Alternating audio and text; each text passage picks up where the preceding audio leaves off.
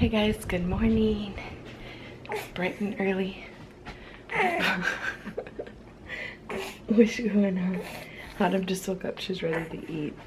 And I'm admiring my crazy husband out on the roof putting up Halloween decorations. Barefoot. So I'm making this beef and broccoli recipe that I told you guys about in my grocery haul. Has beef broth, cornstarch, garlic, brown sugar, sesame oil, soy sauce. And this is what the little sauce mixture looks like. Then I'm going to coat this in the cornstarch and dump it in for 4 hours on low or 2 to 3 hours on high. And this is what we're going to have for dinner tonight. And I'll add the broccoli in a little later. Looks good. I'm really excited.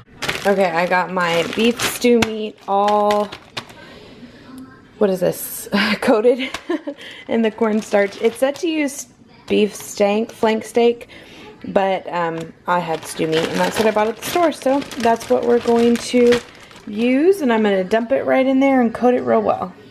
Autumn's having a cow, but set it and forget it. Does anyone remember that commercial? I just stirred everything, make sure it was coated really well. Put it in there and let it sit for 4 hours. Carpool line, I should have a series. Carpool line confessions or something like that. So I'm actually by myself. Andres just got home a little early and he is feeding Autumn her formula. And I am here picking up Emmy, waiting in carpool line. And my broccoli and beef is doing great, fantastic. I'll have to show you when I get home. In fact, when I get home, I'll probably add the broccoli to it because I think it's about done. I think it's been in there for like 4 hours now. Yeah, because I put it in around 10:45 and it's almost 3 o'clock. So it's turned out really good, super simple. It wasn't that cheap of a meal, like when you break everything down, because the ingredients that it required are a little on the pricey side. Like the sesame seed oil isn't cheap, but when you look at the overall picture of how much you're using compared to what's in each of the bottles, or like how much the ingredients actually comes with, it's minimal. The meat is the most expensive part.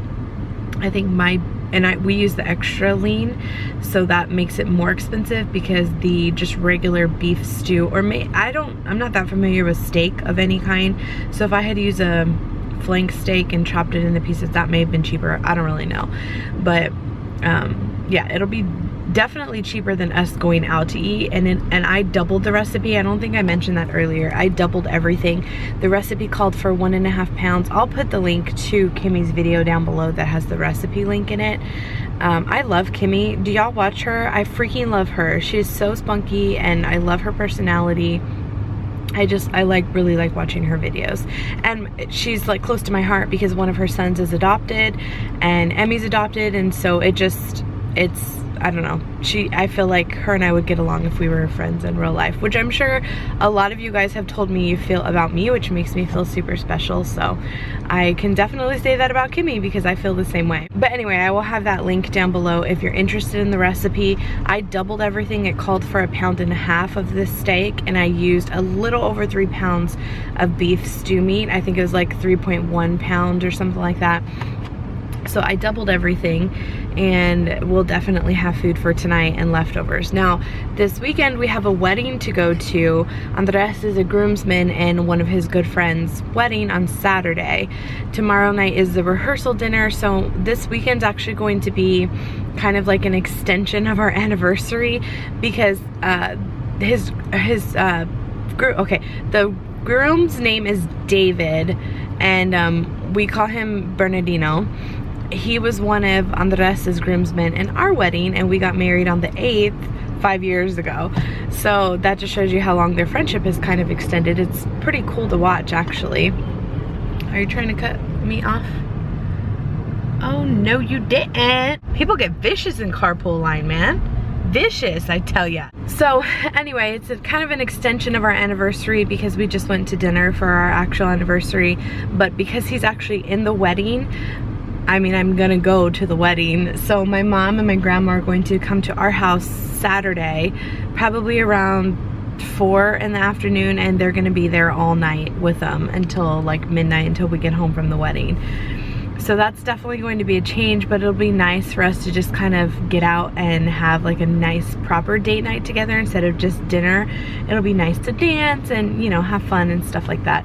And then rehearsal dinner, same thing. I haven't decided if I want to go to the rehearsal dinner or not. First off, it's going to be getting kind of done up twice. I don't know that I'm up for that.